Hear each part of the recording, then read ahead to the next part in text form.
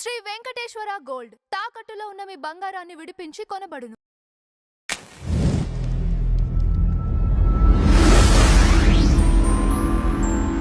Ma'am నమస్తే. నమస్తే అండి. మ్యామ్ రాజస్థాన్లో శ్రీ గంగానగర్లో ఒక అమ్మాయి పైన 30 మంది అమ్మాయికి మత్తు మంది ఇచ్చి అఘాయిత్యం చేసి అమ్మాయి మానభంగం చేయడం జరిగింది మ్యామ్. ఇలాంటి విషయాలపైన మీ అభిప్రాయం ఏంటి మ్యామ్? ఎప్పుడు మన భారతదేశంలో ఉన్న ఈ మార్పు వస్తుంది, స్త్రీని గౌరవించే మార్పు ఎప్పటికి వస్తుంది, ఎప్పటికి రాదా? ఏమండి, గౌరవించడం ఇలాంటి పదాలు మనం ఎదురు చూడడం అనవసరం. పిల్లలకి మనం ఏమనాలి, ఇప్పుడు ఆ పిల్ల తండ్రి చెప్పాడు, రోజు వచ్చేవాడు, నాకు లేట్ అవుతుంది నువ్వు వచ్చేయి అన్నాడు. ఈ అమ్మాయికి అక్కడ మొత్తం ఆ వాతావరణం తెలుసో లేదో మనకు తెలియదు. తండ్రి కూడా మరి ఎందుకు అలా చెప్పారో ఆ రోజు. అసలు అలాంటి స్కూల్కి పంపించకండి ఓ రోజు. ఇప్పుడు మనకి తీసుకెళ్ళడం కుదరలేదు అనుకోండి, ఒకరోజు చదువు మానేస్తే ఏమవుతుంది? నెక్స్ట్ డే వెళ్తుంది. పిల్లకంటే ఏది ముఖ్యం కాదండి. తండ్రి వచ్చేయమంటే ఇప్పుడు ఏదో ఒక ఆటో పట్టుకుని వచ్చేసేయి అన్నాడు ఆయన. ఒక ఆటో పట్టుకుంది ఆ పిల్ల. ఆ పిల్లకి ఏం తెలుసు వాడు ఒక దరిద్రుడని? వాడు మత్తుమందు జల్లి ఆ హోటల్ వాడికి అమ్మేస్తే, ఆ హోటల్ వాడు ఫ్రెష్గా క్యాండిడేట్ దొరికిందంటే వాడు ఎంత వెధవ నీచుడంటే వాడిని కైమా కొట్టినా కూడా తప్పలేదండి. అసలు కడుపులోంచి బెంగ బాధ వస్తుంది. అసలు ఆడపిల్లల్ని కనాలంటే భయం వేస్తాం. ఎవరి కోసం కంటున్నాం మనం? వీళ్ళందరూ ఇలాంటి దరిద్రుల కోసం కంటున్నామా? మీరు మనుషులా? అసలు ఏం చెప్పాలండి? వాడు కొనేసి ఆ పిల్లని రోజుకి ₹1,00,000 30 మంది కొనుక్కున్నట్టంటే వాళ్ళు ఎంత వెధవలు ఆలోచించండి. వాళ్ళు ఎంత నీచ నికృష్టులు కాకపోతే వాళ్ళు ఒక్కొక్కడికి కోసేయాలి పెట్టి. ఏం తప్పలేదు. ఉళ్ళంతా ఘాట్లు పెట్టి ఉప్పు కారం వేసేసి నానబెట్టేయాలి వాళ్ళని. అంత బాధ, అంత కసి, అంత కోపం వస్తుంది. ఏంటండి ఇది?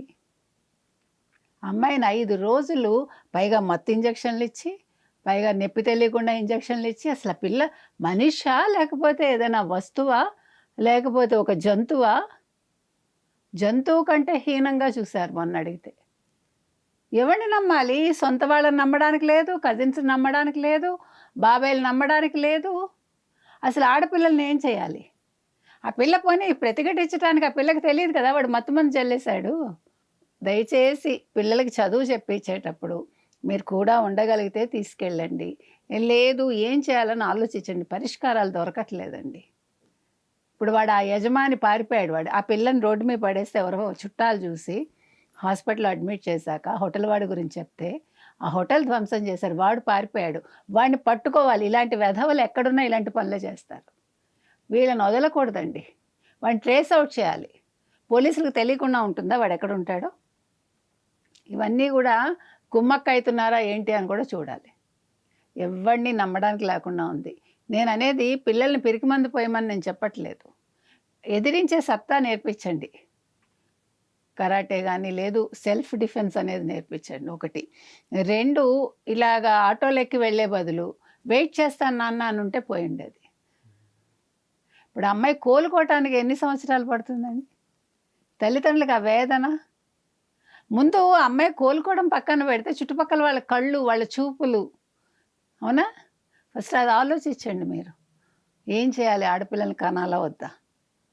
ఈ బాధ మాత్రం తట్టుకోలేకపోతున్నాం అండి. ఇవన్నీ వింటూ ఉంటే బెంగొస్తోంది, బాధ వస్తోంది. మనం ఏమీ చేయలేకపోతున్నాం అనే ఆవేదనలో ఉన్నాం మనందరం. కాబట్టి ఆడపిల్లల్ని మీరు వస్తువుగా భావించకండి దయచేసి. వీళ్ళ అంగట్లో దొరికే వస్తువులు కాదు. చిన్న పిల్లల్ని మీ పిల్లలుగా భావించండి అని మనం వేడుకుంటున్నాం. వీళ్ళకి మాత్రం 30 మందికి ఒక్కొక్కడికి కోసేసి మాత్రం వదలొద్దండి. వాళ్ళని తాళ్లతో తీసుకెళ్ళడం చూసాం మనం. వాళ్ళని అసలు వాళ్ళు దున్నపోతులా, వాళ్ళు బుద్ధున్న వెధవలా 30 మంది అసలు ఏమనుకుంటున్నారు? అంటే వీళ్ళని ఎలా పెంచారు అసలు? ఇది మాత్రం వదిలే విషయం కాదండి. మరి గవర్నమెంట్ ఏం చేస్తుంది? గవర్నమెంట్ ఇన్వాల్వ్ అవ్వాలి. వదిలిపెట్టకూడదని అయితే నేను చెప్తున్నాను.